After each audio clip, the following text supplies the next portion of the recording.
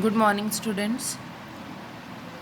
We have started electrochemistry and half of the portion we have finished. Now, today we have to start with the second portion of this chapter about some of the properties of electricity. Like we know that whenever we are talking about electricity, we should also know about the conductors and resistance. So, first we will start with the conductance.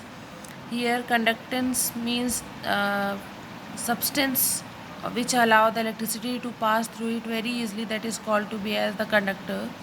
On the other hand, the substance which do not allow the electricity to pass is called to be as non-conductor or insulator. Here these conductors are classified into two, that is metallic conductor and electrolytes. First we will have metallic conductor. This metallic conductor is also called to be as electronic conductor. First, let's move towards the introduction of metallic conductor. Metallic conductors are those conductors which allow the electricity to pass through without undergoing any chemical change. Here, no any type of chemical reaction takes place. Second, it allows the electricity to pass through only because of the presence of free electron on that.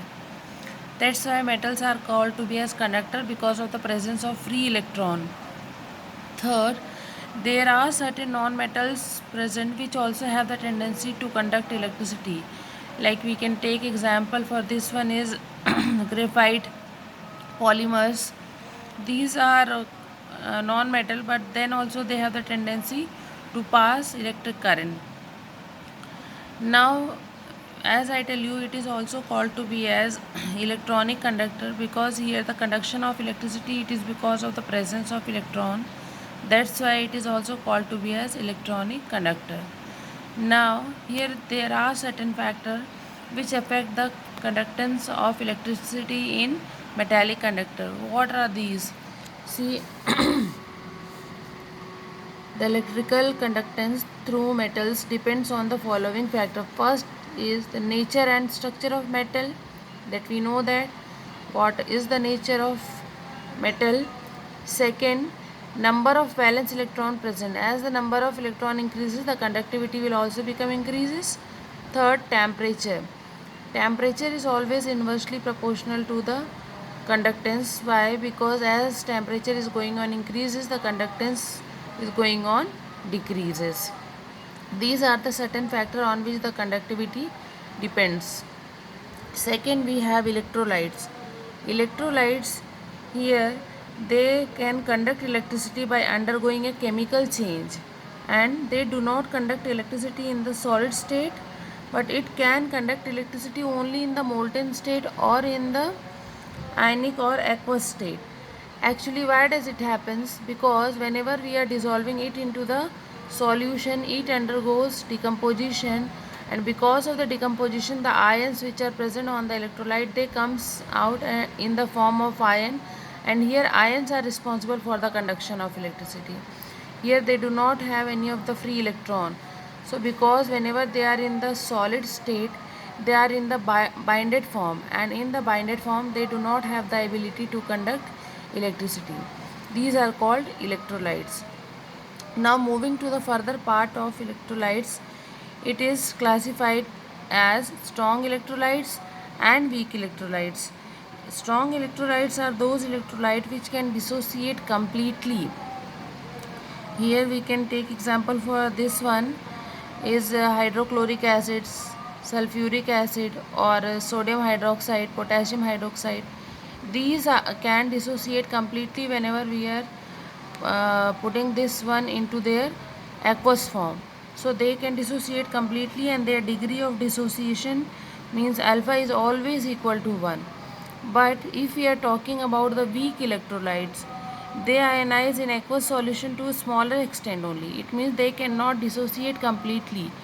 They are undissociated, and there few of the ions, they are in the form of undissociated form.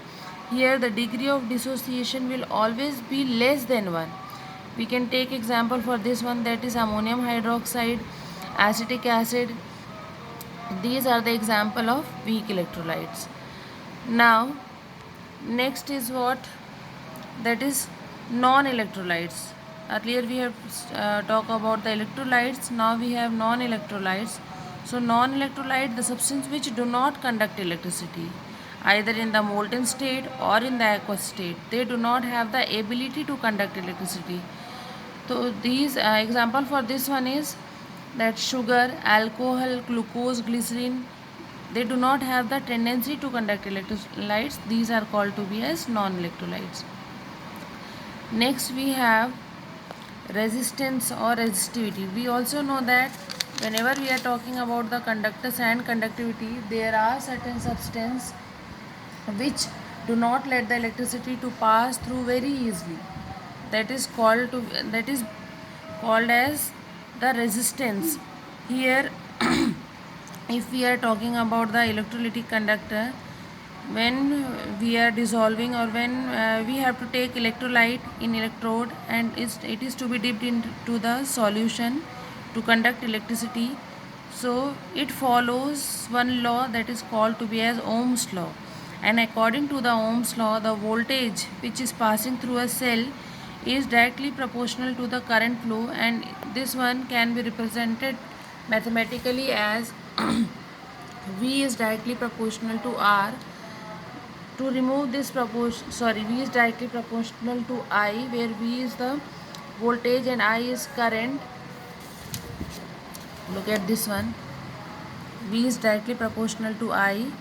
To remove this proportionality constant, we have to have a proportionality constant, that is R, where R is the resistance to the flow of current. Now it could be written as V is equal to IR, and it can also be written as VI is equal to R. Now first we will talk about the resistance only, or resistivity. So resistance is what?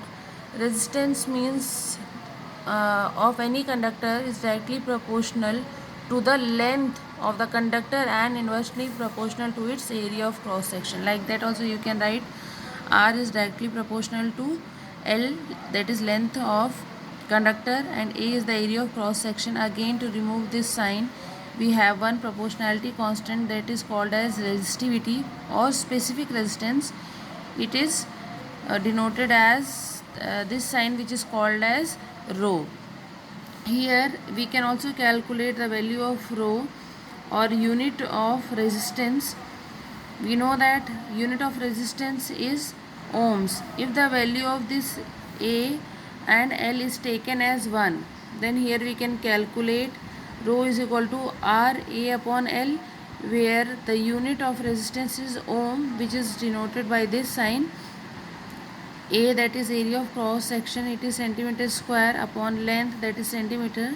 By cancelling one of the centimeter with this, it would be equal to ohm centimeter. It means now the unit of this rho is ohm centimeter. Here we have sum of SI unit also, that only you have to remember the unit, that is kg meter square per second cube per area square. That is the SI unit of rho. Now moving to the conductance. Conductance is measure of the case of ease with which current flow through the conductor. It may be defined as reciprocal of resistance. So that's why conductance, as it is denoted as capital G, and it is reciprocal of resistance. That's why it is written as G is equal to IR. And we know that R is what? R is rho length upon area. So in place of R we can write this one, and it could be written as 1 upon rho multiply A upon L. So this 1 upon rho is removed by taking one more proportionality constant, that is K, which is called as kappa, and conductivity. So now this K, kappa, is equal to G length upon A. Here also we can calculate the unit of kappa. Kappa is equal to 1 upon rho. So 1 and rho, we know that the unit of rho is ohm centimeter. So here the unit of kappa would be per ohm per centimeter. This per ohm can also be written as Siemens, and Siemens per centimeter, which is written in the small form, that is Siemens per centimeter. It is the unit of kappa, that is K. Here we have relationship between this one, this kappa, conductivity and resistivity. That is also very important, that you have to keep in mind, that we will discuss later. But these are all about the conductivity and resistivity. After that, next thing we will discuss in the next class. Thank you.